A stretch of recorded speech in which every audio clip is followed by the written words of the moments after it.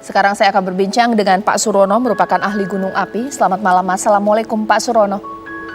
Selamat malam Mbak Caca, selamat malam para pemirsa TV One yang saya hormati. Baik, Pak Surono, boleh dijelaskan di program Breaking News ini, dari pantauan Bapak, erupsi Gunung Semeru hari ini dalam skala cukup luar biasa signifikannya atau memang sudah terpantau ya seperti itu dalam skalanya, bagaimana Pak? Plus minus itu kebiasaannya seperti itu. Jadi Semeru kan kalau letusan saja itu tiap hari ya letusan gas dan asap ya bisa puluhan kali ya kan. Nah namun diikuti juga ada pembentukan kubah lava. Manakala kubah lava itu volumenya besar dan apalagi sekarang ini musim hujan, kubah lava itu menjadi labil, terjadi guguran, maka bisa diikuti awan panas guguran yang seperti sekarang, yang juga sering terjadi hal seperti ini dengan intensitas yang seperti ini juga gitu ya. Ya plus minus lah, tidak sama persis, tapi saya kira bukan sesuatu yang kejadian yang sangat luar biasa, tidak ya kan. Bahwa arahnya ke selatan tenggara kemudian dia akan masuk ke Besuk Kobokan itu adalah langganan daripada Semeru kan, seperti itu ya kan. Jadi sebetulnya status waspada itu kalau orang banyak bertanya sekarang ini apakah memang wajar dan sebagainya, ingat ya bahwa status gunung api bukan untuk meramalkan kapan dan berapa besar letusan gunung api itu akan terjadi, tetapi adalah hak gunung api menyandang gelar status aktivitas saat ini yang memang pantas gitu ya. Dan kemudian hak masyarakat untuk mengetahui apa yang harus dilakukan. Yang harus dilakukan adalah ya kan, hati-hati ya, radius 5 km, hati-hati di Besuk Kobokan dan sebagainya, itu saya kira sudah diberikan gitu. Baik Pak, ini sudah begitu meletus secara hebatnya di sore hari Pak. Mungkin pertanyaan simpel dari masyarakat, akan ada potensi letusan lagi tidak sih Pak? Bisa terprediksi tidak ya? Kalau guguran kubah itu sudah pasti dia gugur, dan kemungkinan besar diikuti awan panas guguran juga suatu keniscayaan kalau volumenya besar. Tetapi yang tidak diketahui kapan gugurnya dan berapa besar ikutan awan panasnya, itu yang nggak bisa diketahui. Oleh karena itu ada waspada yang digantung cukup lama karena bisa terjadi setiap saat gitu loh, ya kan? Itulah statusnya hak gunung api dan hak masyarakat untuk mengetahui gitu loh, ya kan? Jadi apakah ada susulan lagi? Ya kita tunggu ya kan dari teman-teman pengamat dari Pusat Vulkanologi dan Mitigasi Geologi, apakah masih ada kubah lava yang tersisa dan berpotensi gugur kembali? Kalau tidak ya selesai sudah kan. Jadi sekarang tinggal semua harus berhati-hati dengan bahaya sekunder, yaitu adalah lahar hujan yang kemungkinan terjadi di Besuk Kobokan. Dan sekarang ini ya paling tidak kan dengan abu dan campur air kan listrik masih dimatikan tuh. Iya. Dan kemungkinan juga pohon-pohon yang terkena abu plus air bisa tumbang itu karena berat. Yang juga harus diwaspadai kalau misalnya abu itu cukup tebal di atap rumah tercampur air, jika rumah itu konstruksinya tidak bisa menahan berat beban, itu bisa berbahaya gitu loh.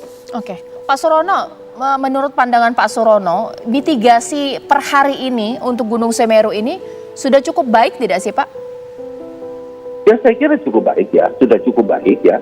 Artinya kan bahwa daerah Kobokan itu, desa Kobokan terkena hujan abu lebat yang memang radius 5 km sekitar itu ya, kena juga. Dan Sungai Besuk Kobokan itu ya terlanda lahar ya kan, dengan atau tanpa awan panas guguran karena hujan di atas di puncak Gunung Semeru. Bisa terjadi lahar hujan di Sungai Kobokan, apalagi dengan tambahan awan panas guguran bisa terjadi itu. Karena memang larinya ke sana gitu. Baik. Dan itu ada warningnya vulkanologi ke arah sana. Baik, kalau tadi Bapak mengatakan bahwa tidak bisa diprediksi mengenai guguran bahkan juga ikutan awan panas. Tidak bisa diprediksi ini dalam skala berapa lama Pak? Apakah 1 hari, seminggu, 2 minggu? Karena pasti kan warga berupaya untuk kalau kondisi aman mereka pulang dan kadang beraktivitas seperti biasanya. Khususnya para penambang ini Pak.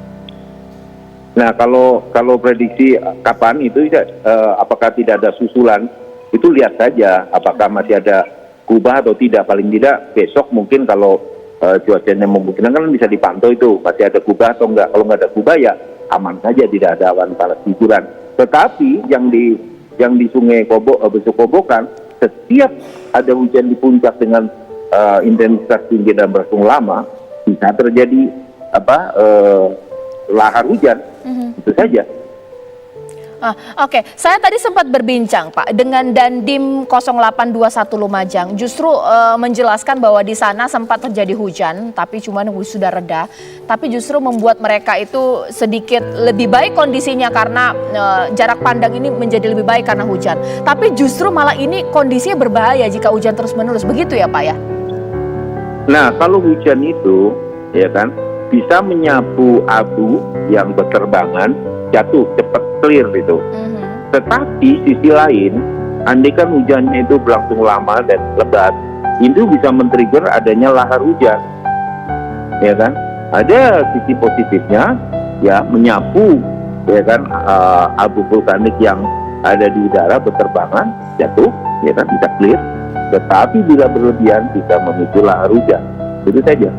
Baik, Pak, kalau sifat dari Gunung Semeru ini seperti apa? Akan terus mengalami letusan-letusan dan tidak bisa diprediksikan meskipun tahun ini merupakan letusan kedua kali ya Pak ya, bagaimana? Ya, kalau prediksi diartikan diramal memang tidak bisa. Coba saja, Mbak melihat mendung itu udah pasti tanda-tanda mau hujan kan? Betul. Ya kan? Apakah pasti hujan? Jam berapa hujannya? Sama. Kita hanya bisa membaca gejala begitu Pak ya?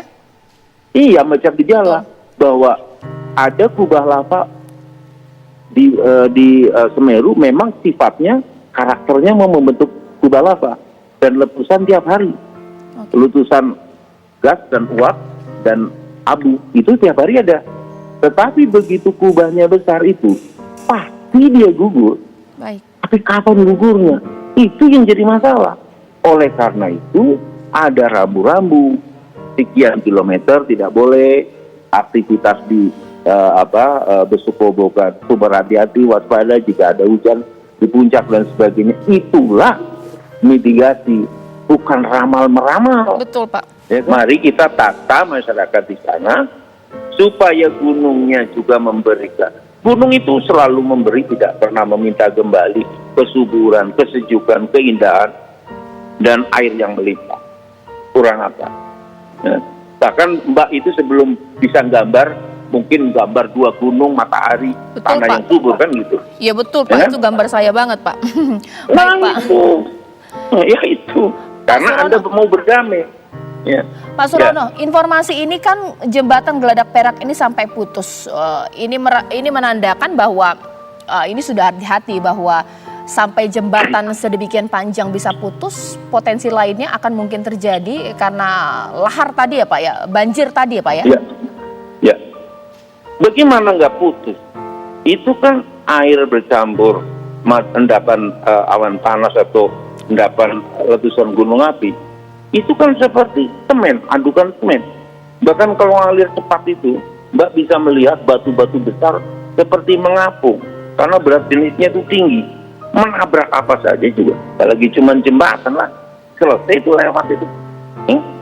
Jadi itu yang sekundernya itu.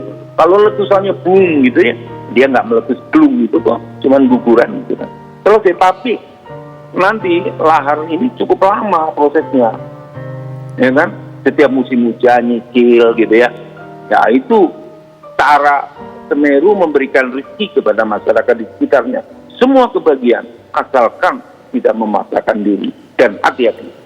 Oke, dengan kondisi sempat terjadi hujan abu bahkan juga awan panas guguran Pak, adakah juga himbauan berdasarkan ilmu kegunung apian Bapak bahwa kondisi pernafasan, apakah mereka harus memakai masker atau menjauhi untuk beberapa radius lainnya Pak?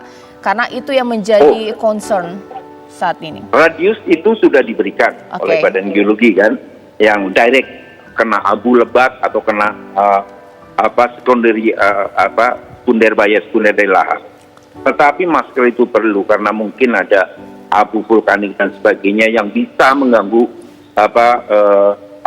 infeksi saluran pernapasan, karena itu kan abu gunung api kan mengandung silika yang tinggi. Beri himbauan kepada masyarakat untuk pasti tidak panik. Semua sudah bekerja sesuai dengan pos-pos mereka, tapi hoax ini Pak, banyak hoax di hari ini Pak. Jadi membuat warga panik. Mohon diluruskan.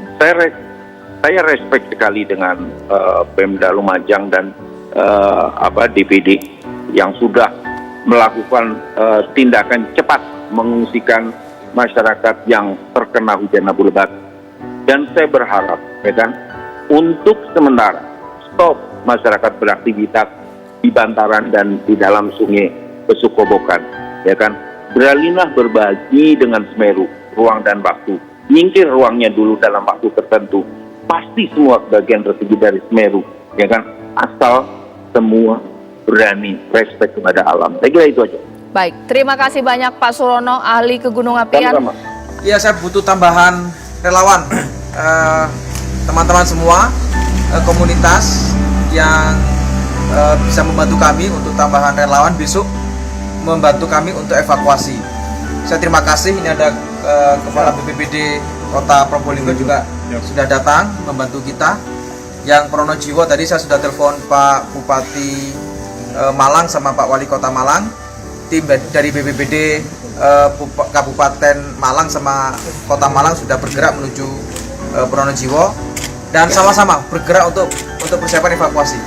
Malam ini memang nggak bisa dipaksa untuk evakuasi, medannya berat, hujan abu, dan kalau dipaksakan justru keselamatan yang akan evakuasi yang justru dikhawatirkan.